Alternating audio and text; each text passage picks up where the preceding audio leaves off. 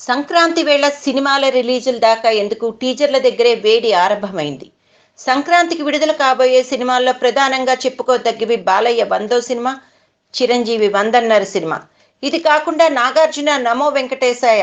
సహజంగానే ఎవరి అభిమానులు వాళ్ళకుంటారు, ఎవరి ఇమేజ్ వాళ్ళకుంటుంది. చిరంజీవి 45 ఏళ్ళు పెద్ద, బాలయ్య నాగార్జున ఒక ఏడాది అటు ఇటు సేమ్ వయసు. చిరంజీవి టాలీవుడ్లో టాప్ స్థానాన్ని ఎంజాయ్ చేశాడు.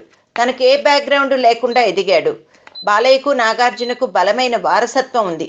అయినా వాళ్ళు దాదాపు ఒకే రీతిలో స్టార్డమ్ ఎంజాయ్ చేశారు. అయితే ఇప్పుడు విడుదలవుతున్న సినిమాల నేపథ్యాలు, సందర్భాలు, ఇప్పటికి వాళ్ళు సంపాదించుకున్న ఇమేజ్లు వేర్వేరు. ఈ సినిమాల సందర్భంగా అవన్నీ చర్చకు వస్తున్నాయి. పనిలో పనిగా రామ్ గోపాల్ వర్మ మెగా అభిమానులకు చురకలు వేసి కాస్త బాలయ్య పక్షం వహించి అప్పుడే కుంపటి రాజేశాడు. నాగార్జున ఏంటి, కేవలం నటుడు, స్టూడియో అధినేత, వ్యాపారి అంతే. వైసీపీలో చేరుతాడనే వార్తలే తప్ప తనకి ఇప్పటికీ రాజకీయ వాసన అంటలేదు. మరి బాలయ్య నటుడు, అధికార పక్ష శాసనసభ్యుడు, సొంత బావ ముఖ్యమంత్రి, సొంత అల్లుడు కాబోయే ముఖ్యమంత్రి.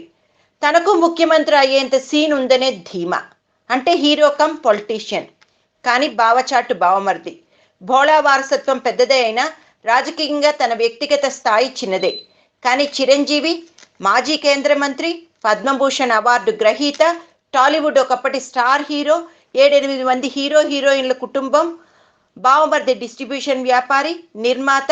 కానీ ఆల్రెడీ ఒక పార్టీ పెట్టి అడ్డగోలు రేటుకు సోనియాకు అమ్మేసుకుని తనకు ఓట్లేసిన వారందరి నమ్మకాన్ని దారుణంగా వంచాడనే బోల్డంత అప్రతిష్ట.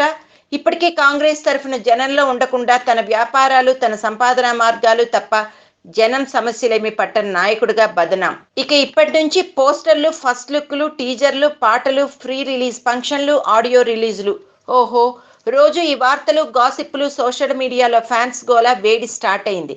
సంక్రాంతి నాటికి ఇది తారస్థాయికి చేరడం ఖాయని ఇండస్ట్రీ అంటోంది. సినిమా సైట్లకైతే ఇక రోజు ఊపిరి సలపనంత పని. సంక్రాంతి నాటికి నోట్ల రద్దు ప్రభావం కాస్త తగ్గి జనం దగ్గర నగదు చేరితే 3 సినిమాలకు ఓపెనింగ్స్ భారీగానే ఉంటాయని ఒక వార్త ఇండస్ట్రీలో హల్చల్ చేస్తోంది.